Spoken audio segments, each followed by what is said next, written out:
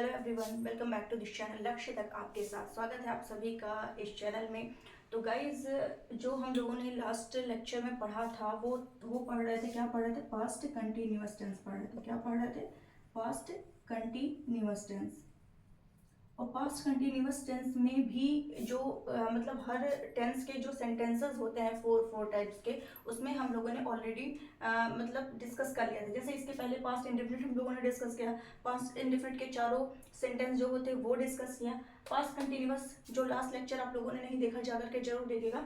उसका जो affirmative sentence बनता है, अफर्मेटिव एंड सेकेंड जो नेगेटिव होता है, वो दोनों हम लोगों ने ऑलरेडी डिस्कस कर लिया था। क्लियर? अब आज के जो बाकी जो दो बचे हुए हैं वो कौन कौन से हैं? एक है आपका इंट्रोगेटिव सेंटेंस एंड सेकंड आपका क्या है? Interrogative plus negative sentence. Interrogative plus negative, एक minute, interrogative plus negative sentence. ठीक है, ये दो आपके बचे हैं जो आज के लेक्चर में हम लोग इसको क्लियर करेंगे। तो बहुत ही अच्छे से समझने की कोशिश करिएगा। जहाँ भी दिक्कत होगी आप लोग कमेंट बॉक्स में जरूर टाइप करिएगा, जरूर अपना क्वेश्चन, अपना क्वेरी जो भी होगा वो जरूर वहाँ पे दीजिएगा, ताकि मैं उसको देखूँ और जो भी दिक्कत होगी मैं फिर से उसको एक्सप्लेन करने की कोशिश करूँगी। तो चलिए अभी फिलहाल देखते हैं इंट्रोगेटिव प्लस इंट्रोगेटिव सेंटेंस को हम लोग देखते हैं। अब ये इंट्रोगेटिव सेंटेंस, जैसे इंट्रोगेटिव का मतलब क्या होता है? इंट्रोगेटिव, जैसे एग्जाम आप जब जाते हो तो एग्जाम में क्या किया जाता है? क्वेश्चन पूछा जाता है, तब आप आंसरिंग करते हो। तो वही इंट्रोगेटिव का मतलब होता है प्रश्नवाचक। प्रश्नवाचक जो वाक्य होता है उसी को क्या कहते हैं हिंदी में? Interrogative sentence. यानी कि जब आपसे क्वेश्चन पूछा जाए। अब बात ये उठती है यहाँ पर कि क्वेश्चन कैसे पूछा जाता है, तो ये भी दो तरीके से पूछा जाता है। आंसर हम लोग क्वेश्चन के दो तरीके से देते हैं। जो प्रश्नवाचक होता है ये भी दो तरीके से होता है। क्या होता है? एक का आंसर तो आप डायरेक्ट यस और नो में दे सकते हैं। यस और नो में, जैसे मैंने पूछा क्या तुम वहां गए थे, तो डायरेक्ट आप यस नो बोल दिया, इसका आंसर हो गया। ठीक है। वहीं दूसरा मैंने पूछा कि तुम वहां क्यों गए थे, तब आप ये तो कहोगे नहीं, हाँ नहीं ये तो कहोगे नहीं, बल्कि इसका आप मतलब पूरा एकदम वाक्य में आंसर दोगे कि भाई मुझे वहां काम था, मार्केट में मुझे सब्जी लेनी थी, कपड़े लेने थे, वॉट एवर जो भी है। ठीक है, तो उसके लिए आप क्या करोगे? डिटेल में, जब आंसर आपको डिटेल में देना हो, डिटेल में, ठीक है, तब एक जो होता है इसका यूज करेंगे। यस और नो में जब आप स्टार्ट करोगे तो वहां पे जो आपका इंट्रोगेटिव सेंटेंस होगा उसकी स्टार्टिंग होगी हेल्पिंग वर्ब से। किससे होगी? हेल्पिंग वर्ब से होगी। वहीं डिटेल में जब आंसर आपको देना हो, जैसे मैंने कहा कि तुम वहां गए थे, तो यस गया था, नो नहीं गया था, जो भी आपका आंसर होगा। ठीक है, तुम वहां क्यों गए थे, तो यही क्यों गए थे, तुम कहाँ गए थे, तुम कैसे गए थे, क्या करने गए थे। तो इस तरीके से जब आप होता है तो उसको डिटेल में आंसरिंग करने के लिए जो वहां पे स्टार्टिंग होगा वो आपका WH वर्ड से स्टार्ट होगा। WH वर्ड मतलब व्हाट, जैसे WH वर्ड से व्हाट हो गया, हु हो गया, विच हो गया, वाई हो गया, हुम हो गया, हु हो गया। इस तरीके से जो होता है इसको कहते हैं डिटेल में जब आंसर देता है। और जब हेल्पिंग वर्ब से, यानी कि जो भी हेल्पिंग वर्ब जो टेंस होगा उसके अकॉर्डिंग जो भी हेल्पिंग वर्ब वहां यूज होगा उसी से स्टार्टिंग करेंगे क्वेश्चन की। उम्मीद है इतनी चीजें तो आपको क्लियर हो गई होगी। अब आगे हम लोग इसको डिस्कस करते हैं, देखते हैं कि क्या होने। एक मिनट, चलिए देखिए, पास्ट कंटिन्यूअस का हम लोग पहले क्या देखने वाले हैं? Interrogative sentence. अब इंट्रोगेटिव सेंटेंस में भी मैंने कहा दो तरीके से होता है। ठीक है, दो तरीके से। एक हेल्पिंग वर्ब से स्टार्ट करेंगे। जब हेल्पिंग वर्ब से स्टार्ट करेंगे तो उसका जो हेल्पिंग वर्ब से जब स्टार्ट करोगे तो सबसे पहले क्या स्टार्टिंग होगा? सेंटेंस की जो रूल होगी वो हेल्पिंग वर्ब होगा, प्लस क्या होने वाला है? सब्जेक्ट होगा, प्लस क्या होगा? जैसा कि मैंने बताया था पास्ट कंटिन्यूअस की पहचान क्या होती है? सब्जेक्ट प्लस वाज या वर्ब प्लस वर्ब का first form plus ING form plus क्या होगा? ऑब्जेक्ट लग जाएगा। तो ऐसे ही सब्जेक्ट हो गया, वर्ब लगा दीजिए, प्लस आईएनजी फॉर्म लगा दीजिए, प्लस ऑब्जेक्ट लगा दीजिए। अब दूसरी जो इंपॉर्टेंट चीज है, क्यों क्या है ये? इंट्रोगेटिव सेंटेंस है। अगर इंट्रोगेटिव सेंटेंस है, अगर बाद में आपने क्वेश्चन मार्क नहीं लगाया तो पूरा जितना भी अच्छे से आपने कोशिश की होगी, लिखी होगी, वो पूरा का पूरा क्या हो जाएगा? रॉन्ग हो जाएगा। इस तरीके से ये क्या है आपका, ये पूरा रूल आपको याद होना चाहिए, समझ में आना चाहिए। दूसरा मैंने क्या कहा था, एक WH टाइप से होता है जिसको आपको डिटेल में आंसरिंग करना होता है। तो उसके लिए आपका जो होगा वो क्या होगा? WH टाइप, यानी WH टाइप या फिर क्वेश्चन वर्ड कह सकते हो, क्वेश्चन वर्ड से स्टार्टिंग कर सकते हो। प्लस इसके जस्ट बाद आप किसका यूज करोगे? Helping verb. तभी ये आपका इंट्रोगेटिव सेंटेंस कहलाएगा, अदरवाइज नहीं कि WH टाइप के बाद जस्ट आप क्या करोगे? हेल्पिंग वर्ब यूज करोगे। हेल्पिंग वर्ब बाकी सेम ऐसे कॉपी हो जाएगा, सब्जेक्ट प्लस वर्ब का first form plus ING plus object and question mark. Clear? अब चलिए हम लोग एग्जाम्पल के थ्रू समझते हैं कि कैसे होने वाला है ये। जैसे मैंने एक सेंटेंस लिया एग्जाम्पल में, एक जैसे मैंने कहा क्या तुम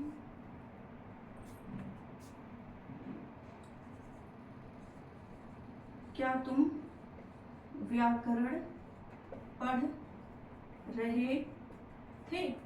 क्या तुम व्याकरण पढ़ रहे थे? लास्ट लेक्चर देखिएगा तभी समझ में आगे आएगा, अदरवाइज समझ में नहीं आएगा। तो जो भी फ्रेशर है जरूर पिछला लेक्चर लाइन से देखते चलिए। अभी ज़्यादा दिन नहीं हुआ, ये तीसरा लेक्चर है ग्रामर का, तो जरूर देखिएगा। वो बहुत टाइम का भी नहीं बनता है, कोई 10 मिनट का, कोई 11 मिनट का, कोई 5 मिनट का, ऐसे ऐसे बनता है। इसलिए मैं थोड़ी थोड़ी चीज़ें समझा रही हूँ ताकि आप चीज़ों को समझ लो, आसानी से उसको प्रैक्टिस कर सको। ठीक है, तो क्या तुम व्याकरण पढ़ रहे थे, तो इस तरीके से आपका क्या हो गया, पास्ट कंटिन्यूअस का ये क्या हो गया, इंट्रोगेटिव सेंटेंस का पहला वाक्य हो गया। इसको आप ट्रांसलेट कैसे करोगे? अब मैंने कहा तुम के साथ यहाँ पे क्या लगेगा, मैंने दो तरीके से बताया था ना, एक वॉज एंड दूसरा वर।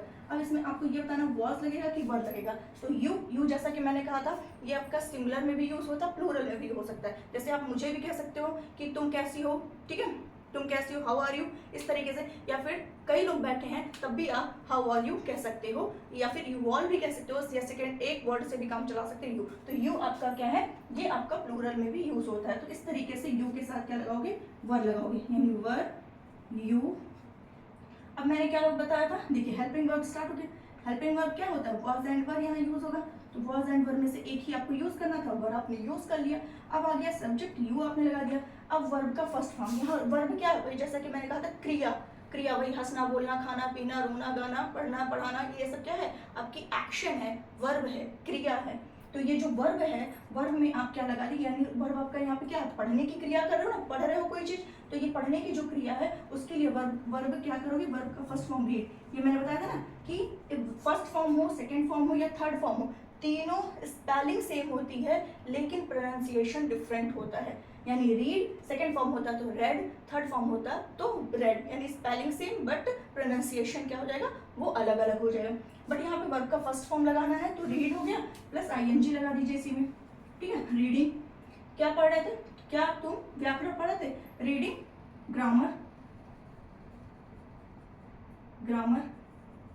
हो गया, कुछ है ही नहीं यहाँ पर, हो गया, आसानी से हो गया।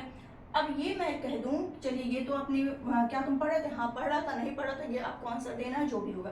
ठीक है, अब दूसरा जो यहाँ पर होने वाला है, जो दूसरा वाक्य होगा वो अगर मैं ये कह दूं, तुम इंग्लिश को अंग्रेजी कह सकते हो, तुम अंग्रेजी व्याकरण क्यों पढ़ रहे थे, क्यों पढ़ रहे थे, क्यों पढ़ रहे थे। अब क्यों पढ़ रहे थे, इसको तो आपको डिटेल में आंसर देना पड़ेगा भैया, कि आज के टाइम में तो अगर इंग्लिश नहीं पढ़ेंगे तो काम ही नहीं चलने वाला है। तो इंग्लिश मस्ट है आज के टाइम में पढ़ना। ठीक है, तो आप पूरा उसको समझाओगे भैया, इसीलिए जरूरी है, इसलिए हम इसको पढ़ रहे हैं। तो क्या है, क्या तुम क्यों, तो ये जो क्यों है ये बीच में आया और यहाँ पे ये क्या जो था ये पहले आया। तो जब यहाँ यानी कि इसका आंसर आपको डिटेल में देना, और डिटेल में देना तो आपको कैसे स्टार्ट करना पड़ेगा, WH वर्ड से, यानी क्वेश्चन वर्ड से। और क्यों, क्योंकि इंग्लिश क्या होती है, क्यों, वाई। अब इसके जस्ट बाद मैंने क्या लिखा था, हेल्पिंग वर्ब, यानी यू के साथ वर ही लगेगा, वाई वर यू। अब मैंने उस दिन बताया था रीडिंग या स्टडिंग, तो रीडिंग जैसे रीड करना, कोई भी चीज एक बार में रीड कर लिया, खत्म कर दिया। लेकिन जो आप अपने पर्पस से पढ़ो, किसी पर्पस से पढ़ो, याद करने के, फ्यूचर के लिए पढ़ रहे हो चीजों को, ताकि वो स्टोर है, यानी कि कॉमिक्स, मैगजीन, न्यूज़पेपर, तो रीडिंग का काम करते हैं। लेकिन स्टडी जो आप अपने पर्पस से पढ़ते हो, यानी उसको स्टोर करते हो माइंड में, ठीक है, तो वहां पे स्टडिंग। तो वाई वर यू स्टडिंग, यहाँ पर भी स्टडिंग होगा, मैं समझा रही थी तो जल्दी जल्दी में हो गया। ठीक है, स्टडिंग, इसको कर लीजिएगा, दोनों में डिफरेंस मैंने आपको बता ही दिया। Why were you studying, why were you studying, तुम क्यों पढ़ रहे थे, क्या, इंग्लिश व्याकरण, इंग्लिश ग्रामर,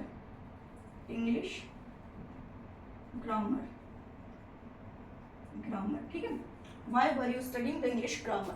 तो उम्मीद है इतनी चीज़ें तो आपको अच्छे से समझ में आ गई होगी। अब लास्ट हमारा जो बचता है इंट्रोगेटिव प्लस नेगेटिव। कुछ भी मैं अलग से नहीं समझाने वाली हूँ, बस आपको ये बता दूंगी कि नॉट का यूज़ कहाँ लगेगा। हम तो यहीं आपको समझा देंगे, बट आपको प्रैक्टिस करना है। प्रैक्टिस जितना करेंगे उतना ही अच्छे से समझ में आ गया, और एक बार ये समझ में आ गया तो लाइफ टाइम कभी नहीं भूलेगा, लाइफ टाइम आपको काम ही ये आएगा। ये एक ऐसी चीज़ है, एक बार अच्छे से अगर पढ़ लीजिए तो फॉर एवर याद रहती है। ठीक है, तो जैसे मैंने कहा इंट्रोगेटिव प्लस नेगेटिव हम इसी में समझने वाले हैं। ठीक है, इंट्रोगेटिव प्लस नेगेटिव सेंटेंस। ठीक है, अब मैंने क्या कहा था कि प्रश्नवाचक के साथ साथ, यानी इंट्रोगेटिव प्रश्न है प्लस नेगेटिव, मैंने क्या कहा था कि नो नहीं, नॉट, नो और नॉट यानी नहीं का यूज होगा।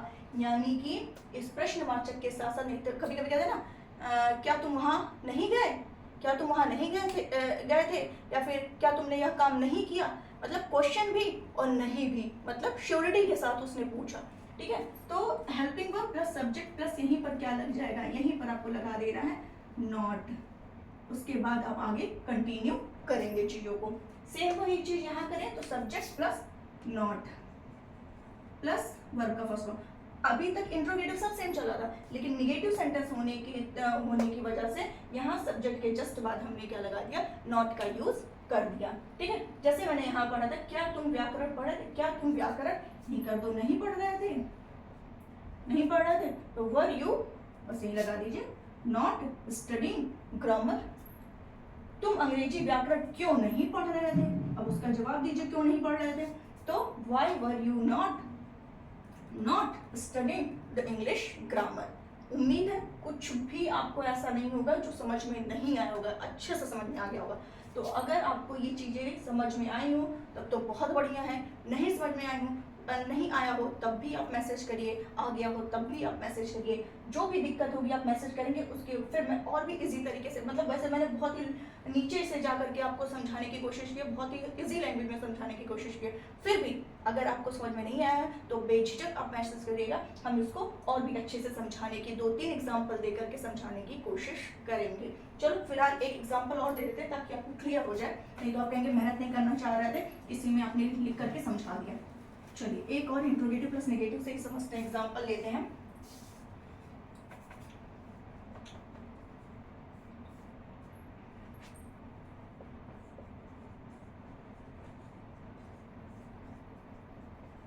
क्या पिछले साल वर्षा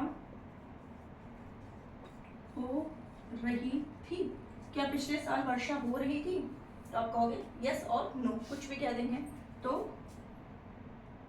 was it मतलब हाँ नहीं ऐसे ही आंसर देंगे। was it raining last year, चल नहीं रहा है, लास्ट ईयर, क्या was it raining last year, या फिर दूसरा वाक्य ले, अच्छा निगेटिव से, क्या पिछले साल वर्षा नहीं, कर दीजिए नहीं हो रही थी, तो was it not raining last year। Clear, वहीं एक और एग्जांपल लेकर समझते हैं।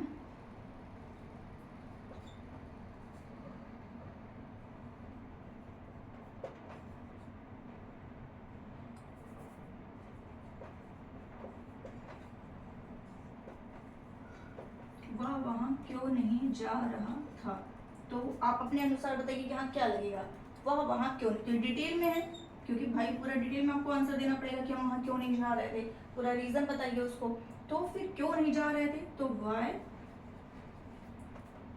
रहा रही थी, तो पास्ट कंटिन्यूअस में हम लोग चल रहे, तो वाज वह वहाँ, ठीक है, तो वह है, तो यहाँ पे ही लगेगा। अगर रही थी होता तो शी हो जाता, लेकिन यहाँ पे था रहा है यानी मेल के लिए लगा है, तो वाई वॉज ही नॉट, मतलब नहीं के लिए नॉट लगा दीजिए, और वहाँ क्यों नहीं जाना, यानी जाना उसकी क्रिया है तो गो लगा दीजिए और आईएनजी फॉर्म लगा दीजिए। ठीक है, why was he not going, वहाँ का देयर हो जाएगा, देयर क्वेश्चन मार्क लगा दीजिए।